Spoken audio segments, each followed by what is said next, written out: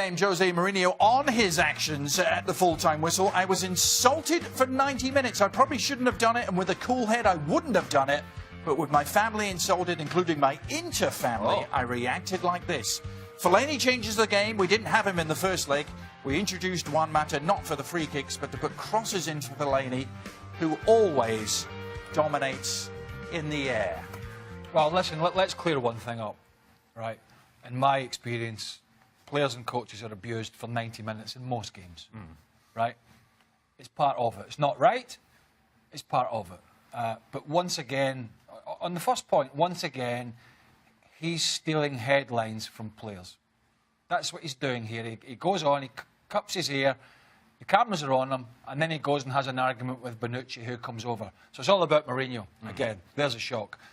Secondly, it's a great result. Of course it is. It is a great result.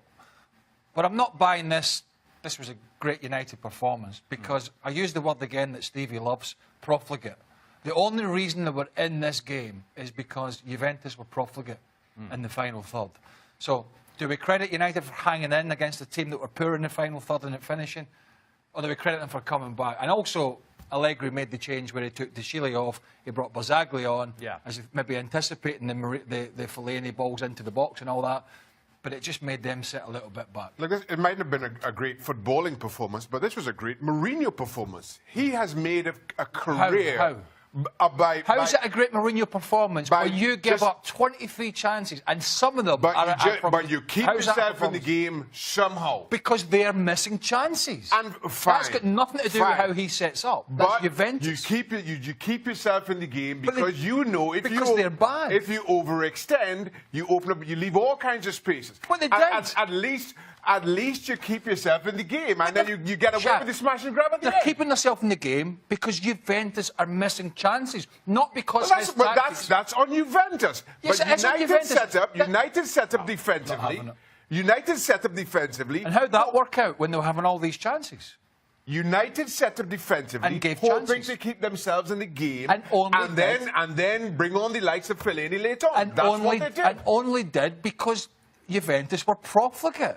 It's got nothing to do. It's got nothing to do with Mourinho's setup. The difference in quality between Manchester United and Juventus is huge, I get that. I get that. And what Mourinho does when he has teams who are second best, as United was, is somehow you keep yourself in the game. He shuts up shop. You said he shuts up shop. He tries to shut, but he didn't shut up shop.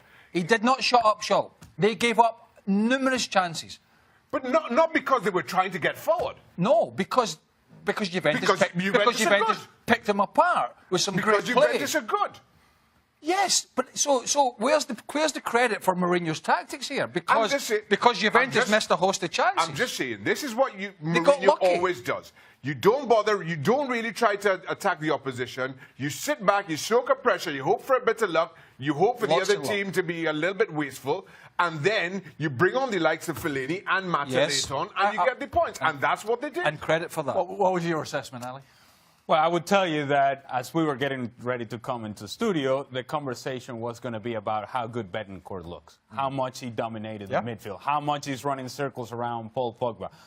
We also would be talking about Cristiano Ronaldo and the sort of finish and the sort of moment that he provides that maybe Juventus would need not only the group stage, but further down in this competition where maybe this is what they've been missing in order to win Champions League. Those were the storylines really coming out of the game. And then the last 5 minutes happened when you think, where did Manchester United get this result? Now, to some degree, they deserve a whole lot of credit because they did hang in. Now, it has to do with Juventus missing opportunities. I don't know that this has anything to do with Mourinho, but what I would suggest, though, is for Manchester United, these are games in the past under Mourinho that they found ways to lose. Here, they found a way to win, out of nowhere. Out of nowhere, because we sit here at times and we have discussions with guys like Marcotti who tell us about expected goals. And if you look at expected goals here, well, Juventus would have won this game easily. And we laugh at Marcotti, and as we should, because those things are not important. Expected goals means absolutely nothing to Juventus now. Somehow Manchester United get 3 points out of this, and it's something that I don't think any of us saw coming.